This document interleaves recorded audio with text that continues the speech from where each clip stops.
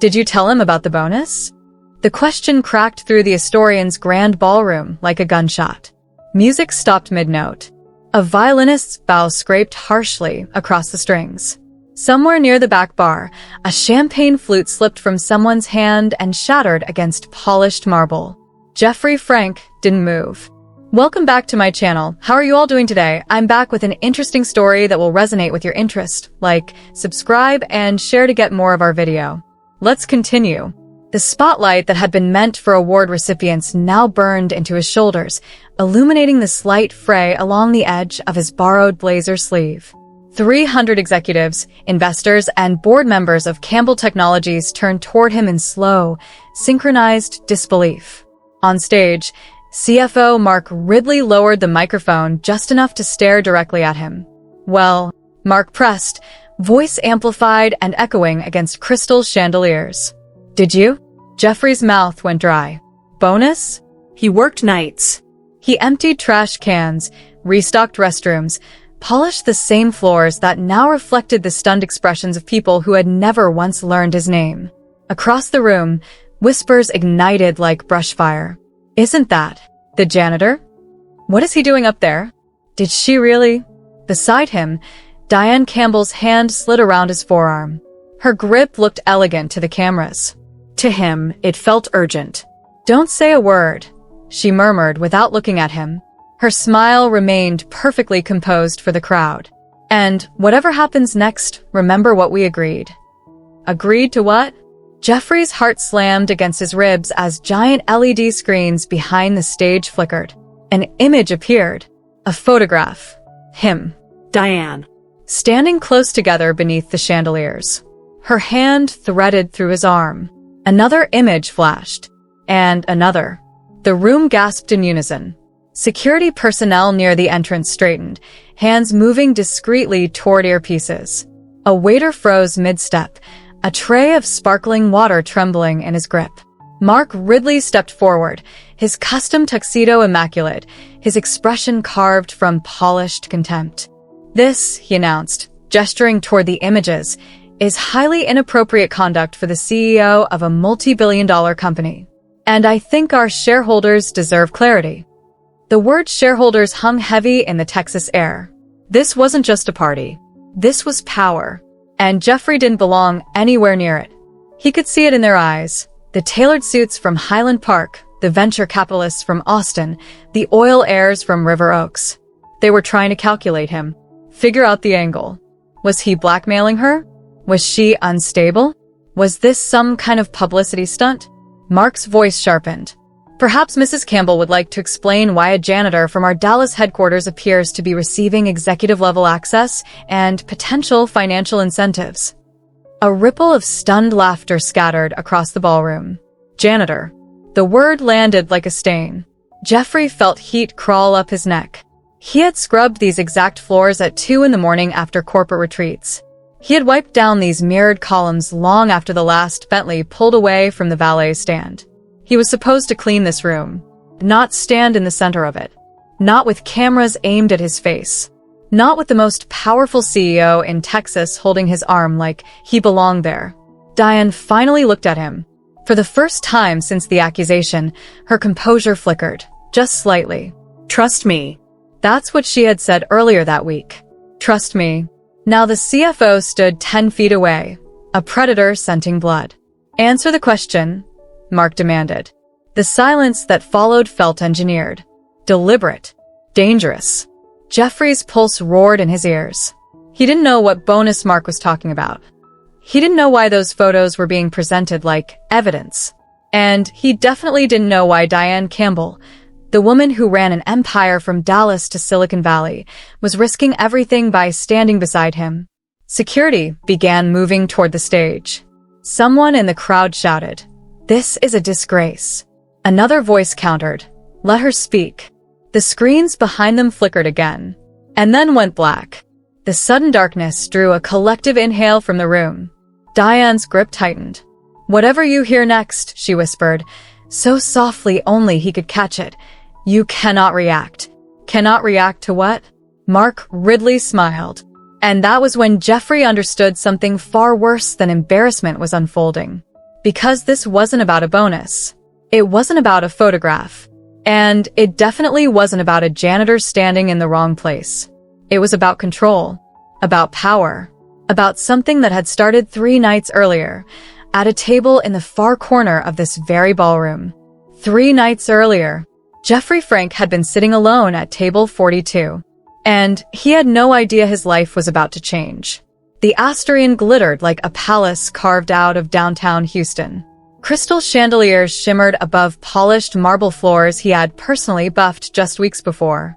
A string quartet played near the balcony, and laughter rolled across the ballroom in waves of expensive confidence.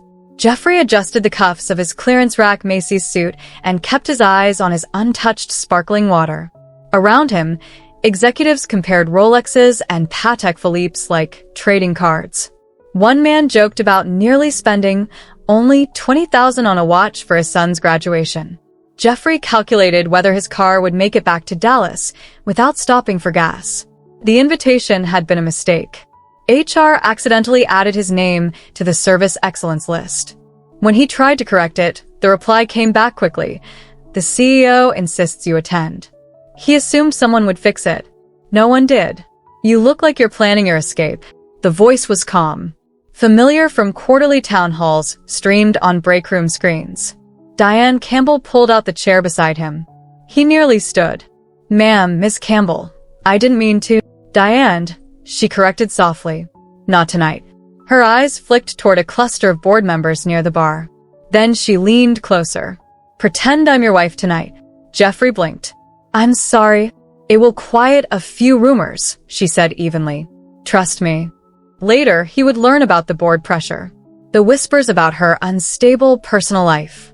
The conservative Texas investors who valued family optics as much as profit margins. But in that moment, all he knew was this. She had chosen him. The janitor who once returned her leather portfolio without opening it, without asking for anything. Before he could refuse, her hand slid through his arm. Camera flashes burst from across the ballroom. Does this bother you? She asked under her breath. He swallowed. Only if it's not real to you. And as she guided him toward the dance floor, fully aware he could lose everything, one truth settled in his chest. Some people spend their entire lives invisible until one moment forces them into the light. If you've ever felt unseen in a room you worked the hardest in, stay with the story. Because what happens next might remind you why integrity still matters. The music swelled as Diane led him toward the center of the ballroom. Conversations quieted, not out of courtesy, but curiosity. Diane lifted her chin slightly, the effortless confidence of a woman who built a tech empire from a Dallas startup office. When the nearest board member approached, confusion written plainly across his face, she didn't hesitate. I'd like you to meet my husband, she said smoothly. Jeffrey Frank. The word husband seemed to echo louder than the orchestra. For a split second, no one moved. Then hands extended. Firm. Measured. Evaluating. Executives who had passed Jeffrey in the hallways without a glance now looked him in the eye. Investors from Austin and San Antonio asked where he was from. Someone clapped him on the back like they had known him for years. He answered carefully, aware of Diane's arm still threaded through his. But something unexpected shifted. She wasn't performing for the cameras anymore. She was watching him, listening, noticing how he didn't brag, how he didn't shrink either. Later, when the attention thinned, she guided him toward the balcony overlooking the Houston skyline. The city lights shimmered beneath them, Interstate 45 glowing like a river of red. The music dulled behind the glass doors. Does this bother you? She asked quietly. He studied her reflection in the window before answering. Only if it's fake to you. The words landed between them, heavier than either expected. For the first time that night, Diane Campbell looked uncertain, shaken. Inside, applause erupted for an award presentation neither of them were listening to. When they finally returned to the ballroom, cameras caught them side by side. And as they stepped into the warm Texas night together, flashes followed, already labeling him what the city would soon whisper about. The CEO and her mysterious husband. By Monday morning, the chandeliers of the Astorian felt like a different lifetime. Jeffrey was back in Dallas, pushing a supply cart across the polished floors of Campbell Technologies headquarters. The building smelled like lemon disinfectant and burnt coffee. Familiar, predictable, safe. Until his supervisor appeared at the end of the hallway. "HR needs to see you," she said, not unkindly. But she wouldn't meet his eyes. The conference room on the 14th floor felt colder than usual. 2 HR representatives sat across from him, folders open, expressions rehearsed. "There have been performance concerns," one of them began. Jeffrey blinked. Concerns? Unauthorized presence on restricted executive floors. Mishandling sensitive areas. "That's not," he stopped himself. "I've cleaned that floor for 3 years. They exchanged a glance. "Security footage from last Thursday is unavailable," the other added carefully. "Until this is clarified, your access badge will be limited." His badge was placed on the table. Restricted. Just like that. Meanwhile, in a glass-walled boardroom upstairs, emails were being forwarded at alarming speed. Anonymous sender. Subject line, CEO misconduct. Attached were high-resolution photos from the gala. Diane's hand linked through Jeffrey's arm, her smile angled toward him, the caption implying something calculated. The message accused Diane Campbell of staging a fake marriage narrative to manipulate conservative Texas investors and stabilize stock volatility. By noon, board members were demanding answers. Mark Ridley denied any knowledge of the leak. Outwardly composed. Professionally offended. "I would never undermine the company," he told Diane in a clipped tone. But Diane had built her empire reading people faster than markets. And she recognized strategy when she saw it. Jeffrey sat alone in the break room that afternoon, his restricted badge heavy in his palm. Upstairs, Diane stared at the same photos projected onto a boardroom screen. If this escalated, Jeffrey would lose his job. If she miscalculated, she could lose her company. And somewhere between Dallas and Houston, the quiet agreement they had made beneath crystal chandeliers was beginning to unravel. Diane didn't sleep that night. Instead, she sat alone in her Dallas office, the skyline glowing beyond the glass, and requested access to Jeffrey Frank's original employment file before the recent updates. What she found didn't match the narrative forming in the boardroom. Before Campbell Technologies, before night shifts and maintenance logs, Jeffrey Frank had been enrolled at Texas A&M University. Engineering major. Full academic scholarship. Dean's list every semester. Top of his class. Then, abruptly, withdrawn. No disciplinary record. No academic failure. Just gone. Digging further, she found a hospital billing address in Arlington. Neurological care. Long-term rehabilitation. His father had suffered a stroke during Jeffrey's junior year. Tuition payments stopped that same month. Employment history followed immediately after. Warehouse shifts, delivery routes, custodial work. No complaints. No requests for assistance. Just work. The next evening, Diane pulled into the gravel lot of Maple and Motor, a quiet burger spot tucked off Maple Avenue. Not her usual setting.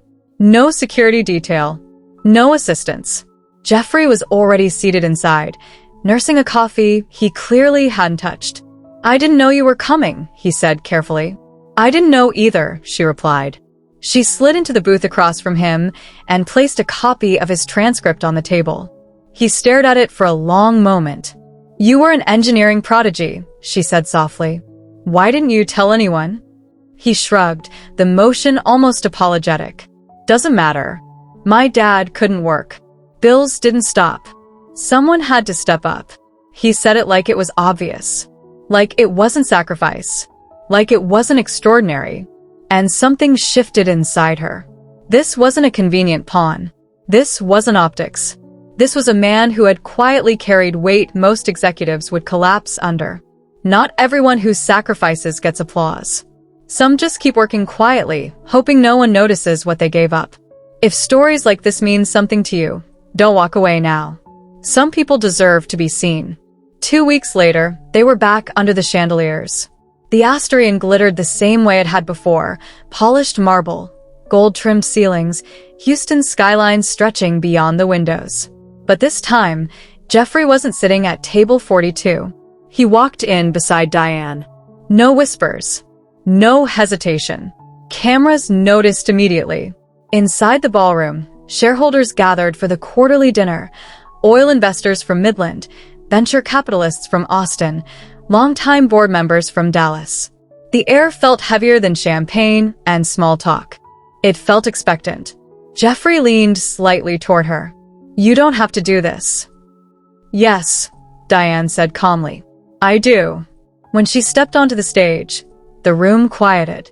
"Tonight," she began, voice steady, "I'm announcing a new role within Campbell Technologies. Executive Community Liaison, focused on workforce equity and employee development." A pause. "I've asked Jeffrey Frank to serve in that position." The murmurs started instantly. Jeffrey stiffened. "Diane." But she reached for his hand and guided him up beside her.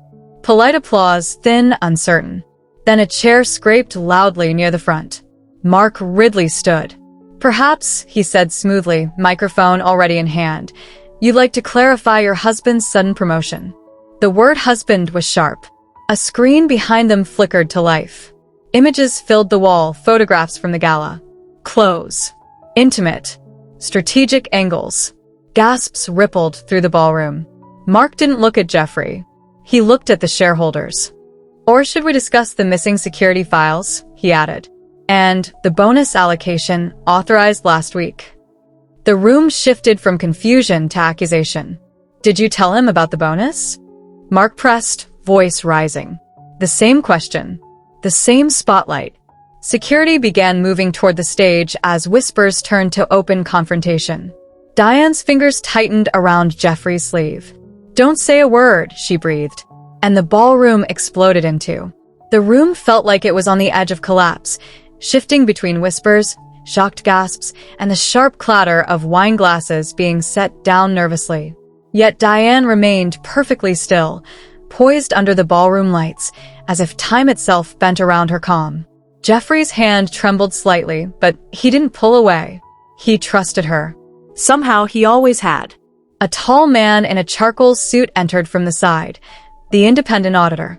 Papers and a laptop under his arm, he walked straight to the podium. Diane gestured subtly for him to begin. Earlier this week, the auditor announced, voice carrying over the stunned murmurs, "We completed an investigation into the alleged irregularities tied to Campbell Technologies' executive operations." Screens flickered behind them, projecting a series of charts, emails, and bank transfers. Unauthorized offshore transfers. File deletions traced directly to the CFO login. Attempts to manipulate shareholder reports and stock value. The room went quiet enough to hear a pin drop. Jeffrey's heart thudded painfully in his chest. Mark Ridley's face drained of color. He opened his mouth, closed it, stepped back. The auditor continued. Erased security footage has been restored. All evidence confirms that prior accusations against Mr. Frank were fabricated to undermine the CEO and destabilize operations. Mark's hands went to his pockets as two security officers approached. He tried to protest, but the words caught in his throat. Within moments, he was escorted out, past a roomful of stunned employees, investors, and shareholders. Silence enveloped the ballroom. Diane stepped down from the podium and walked toward Jeffrey. Each step measured, unshakable. She reached him, placed both hands on his shoulders, and looked directly into his eyes. "I don't need to pretend anymore," she said, softly but firmly. Then she kissed him. Not staged. Not for cameras. Not for optics. Real. Jeffrey's knees nearly buckled. The room still buzzed with disbelief, but for the first time in years, he felt seen. Not invisible. Not a pawn. Seen. For Diane, it was more than a victory over betrayal. It was the first moment she could admit the truth, that the man beside her wasn't just playing a part in her strategy. He was part of her life. The corporate world could wait. Tonight, nothing else mattered. The cool Houston night swept across the balcony of the Post Oak Hotel, carrying the distant hum of traffic and the soft glimmer of city lights.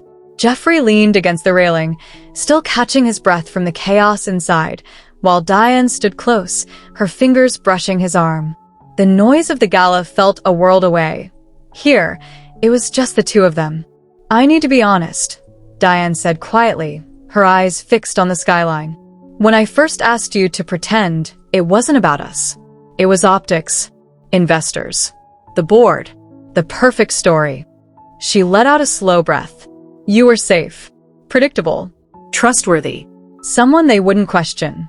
Jeffrey didn't say anything at first. He just stared out over the city, feeling the weight of her words and the impossibility of it all. And yet, she turned to him, her voice softer now, more vulnerable. "I chose to keep you by my side, not because of the plan, but because you're the only one who doesn't want anything from me. You don't see me as a headline or a strategy. You just see me." Jeffrey swallowed. His voice cracked slightly. "I don't belong in your world." Diane stepped closer, tilting his chin gently, so their eyes met. "Jeffrey, I built my world. I decide who belongs. And you belong here, with me, if you'll let yourself." For a long moment, silence passed between them. Then Jeffrey nodded slowly, feeling a mix of disbelief and hope. "Then let's try," he said. Slowly, Diane agreed. Honestly, no pretending. The city lights stretched below them, indifferent to the chaos of business, the whispers of investors, or the schemes of boardrooms. Up here, nothing else mattered. Just the two of them, choosing each other, quietly, deliberately, and for the first time, freely. It was a beginning neither had expected, but one they both knew they couldn't let go. 6 months had passed, but the memory of that first night at the Astorian still lingered in Jeffrey's mind. The whispers, the cameras, the chaos. Now, standing on the lush grounds of the Crespi estate in Dallas, he felt a quiet pride he hadn't known in years. Today wasn't just about him walking across a stage. It was about reclaiming a life he had put on hold. The Texas A&M campus had been buzzing with graduation energy, and Jeffrey had felt both nervous and exhilarated. Diane had quietly funded a scholarship in his father's name, honoring the sacrifices that had forced him to leave school a decade earlier. As he shook hands with the dean and accepted his diploma, he remembered every late-night shift, every moment of unseen labor that had led him here. He hadn't been given this achievement.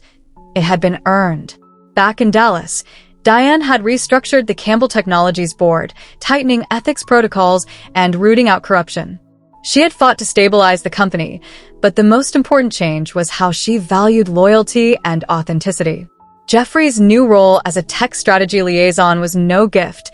It was a recognition of his talent, dedication, and integrity. That evening, they returned to the Astorian, this time for a private gathering, intimate and unhurried. The chandelier's soft glow reflected off crystal glasses as Diane raised her flute, her eyes locking on Jeffrey's. "To the man who reminded me who I was before the headlines," she said, voice warm and unwavering. Jeffrey squeezed her hand, feeling a lifetime of struggles, whispers, and doubts dissolve in the moment. Later, on the balcony overlooking the Dallas skyline, the city stretched below them like a living mosaic of ambition, hard work, and resilience. Diane leaned close. "Sometimes the door you've been cleaning for years," she murmured, "is the one you were meant to walk through." Jeffrey looked at her, understanding the weight of her words. "If you believe people deserve second chances, and that quiet strength deserves recognition, you carry this story with you," Diane continued. "Because the world only changes when integrity wins." And for the first time, Jeffrey truly believed it. The janitor who had once moved unnoticed through empty hallways had finally stepped into the light, not as a placeholder, not as a pawn, but as a man who had earned every moment of his life and love, openly, honestly, and without apology. Thank you for staying to the very end. Trust it resonates with you. Don't forget to support the channel, like, subscribe, and share to make it go viral. Thank you.